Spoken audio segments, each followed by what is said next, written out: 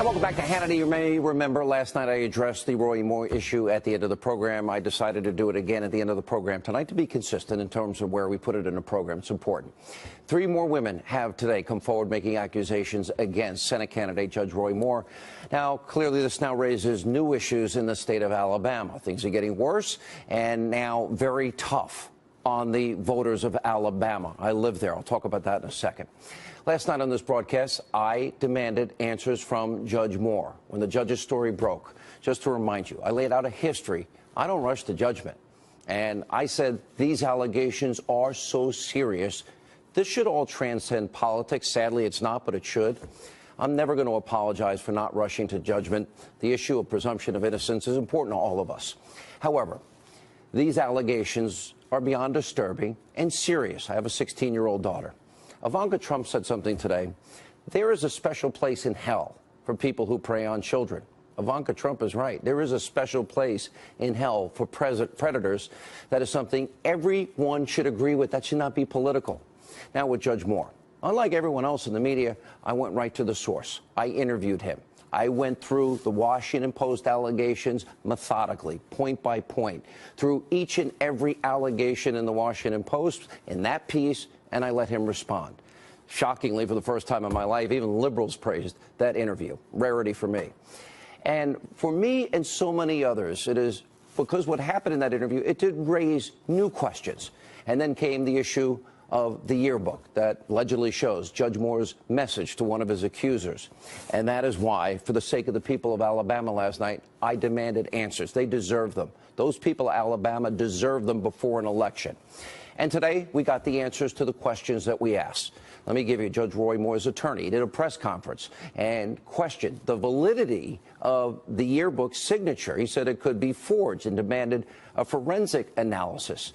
Well, I spoke to a forensic analyst on my radio show today, and he said they will be able to tell if the ink is fresh or not, and they will be able to look at comparisons to his handwriting then and then that yearbook and determine if it was his. Judge Moore, today, late tonight, released a letter to me. Let me read it to you. I'm going to read it in full. I think that's fair. Dear Sean, I'm suffering the same treatment other Republicans have had to endure. A month prior to the general election for U.S. Senate in Alabama, I have been attacked by the Washington Post and other liberal media in a desperate attempt to smear my character and defeat my campaign. Over the last 40 years, I've held several public offices, including Deputy District Attorney, Circuit Judge, Chief Justice of the Alabama Supreme Court. In addition to running 5 statewide and 3 county campaigns for public office, I have been involved in 2 major controversies that attracted national attention, one about the 10 Commandments, the other about the sanctity of marriage. The Alabama Judicial Inquiry Commission, Court of the Judiciary, and the Attorney General have investigated, scrutinized, examined, and vetted me, not to mention every opposing candidate against whom I have run. I've been married for almost 33 years to my wife, Kayla, and we have 4 children, 5 granddaughters. We are in the process of investigating these false allegations to determine their origin, motivation. For instance, we have documented that the most recent accuser, Beverly Nelson, was a party in a divorce action before me in Etowah County Circuit Court in 1999. No motion was made for me to recuse in her accusations. Nelson did not mention that I was the judge assigned to her divorce case in 1999, a matter that apparently caused her no distress at a time that was 18 years closer to the alleged assault. Yet 18 years later, while talking before the cameras about the supposed assault, she seemingly could not contain her emotions. My signature on the order of dismissal in the divorce case was annotated with the letters D and A, DA, representing the initials of my court assistant. Curiously, the supposed yearbook inscription is also followed by the same initials, DA. But at the time, I was a deputy district attorney, not a district attorney. Those initials, as well as the date under the signature block and the printed name of the restaurant, are written in a style inconsistent with the rest of the yearbook inscription. The 7s in Christmas, 1977, are in a noticeably different script than the 7s in the date 12/22/77. I believe tampering has occurred. Are we at a stage in American politics in which false allegations can overcome a public record of 40 years, stampede the media and politicians to condemn an innocent man and potentially impact the outcome of an election of national importance when allegations of events occurring 40 years ago and never before mentioned during a 40-year career of public service are brought out and taken seriously only 30 days before a critical election? We may be in trouble as a country. He then goes on, I adamantly deny the allegations of Lee Corfman and Beverly Nelson did not date underage girls and have taken steps to begin a civil action for defamation because of that at the discretion of counsel. I cannot comment further. Roy Moore. Now, we demanded rightly answers from Judge Moore. He provided them to the specific questions we asked. In my opinion, so serious. The people of Alabama, they need to know the truth, and they've got to have all the facts that they need. And that means that the Alabama voters can make an educated, informed, inclusive decision for their state when they go to the polls. And if that means whatever it means to get to the truth, if it means more time, I believe the governor, according to Greg Jarrett, has the ability to make that decision. The Alabama people deserve that. Greg Jarrett said the governor can delay the race if need be. Now, the people of Alabama deserve to have a fair choice, especially in light of the new allegations tonight. Now, we have told you everyone's point of view. The accusers continue to have an open invitation to come on this show and share their story. At the end of the day, I want to tell you something. I lived in Alabama. I enjoyed my time in Alabama.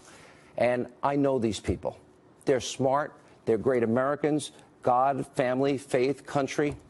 And I am very confident that when everything comes out, they will make the best decision for their state. Shouldn't be decided by me, by people on television, by Mitch McConnell, Washington, talk show hosts, news people. One more thing. There's a report, by the way, of sexual misconduct in Congress. I'm demanding tonight. They paid $15 million of your money. That was paid out to victims. Who are they? Tell us now. And why did they pay it? They need to be exposed. We'll have more on this tomorrow night. Laura. Welcome back. One final point before we go.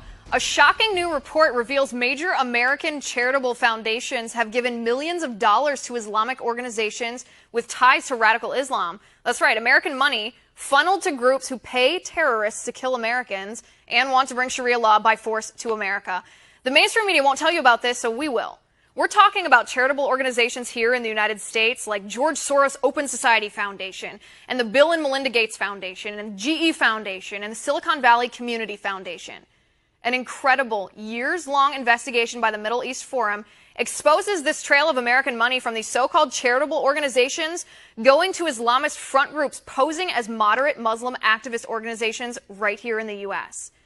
Now, this money is feeding the ideology that inspires terrorism, like the truck attack in Manhattan, like Saeed Farouk in San Bernardino, Omar Mateen in Orlando, like the attacks at Fort Hood in Chattanooga, like the Boston Marathon bombers or the 9/11 hijackers.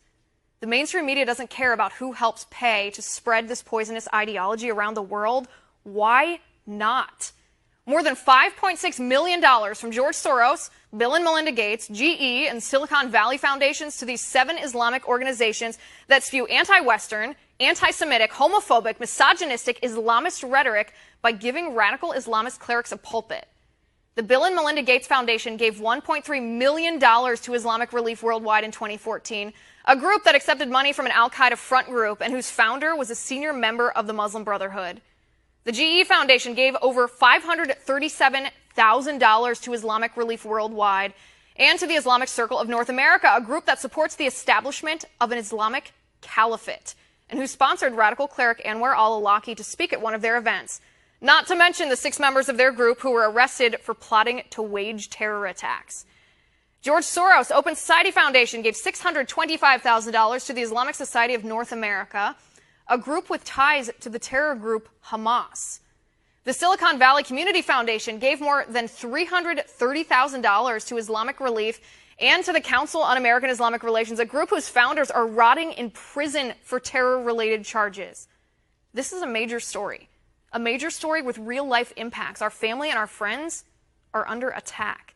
8 people killed in Manhattan, the most recent manifestation of this ugly growth of Islamist terrorism, inspired by radical Islamist propaganda disseminated by Islamist front groups funded by so-called charitable organizations right here in the U.S. Yet the mainstream media and Democrats are so choked by the fear of Islamophobia that they'll refuse to cover or condemn this dangerous money trail, even though the trail is marked with American blood. And that is my final point. You can reach me on Twitter at Liz_Wheeler. If you like the show, please send me an email at oann.com/contact. In the meantime, catch us here tomorrow at 9 p.m. Eastern, and until then, have a good night.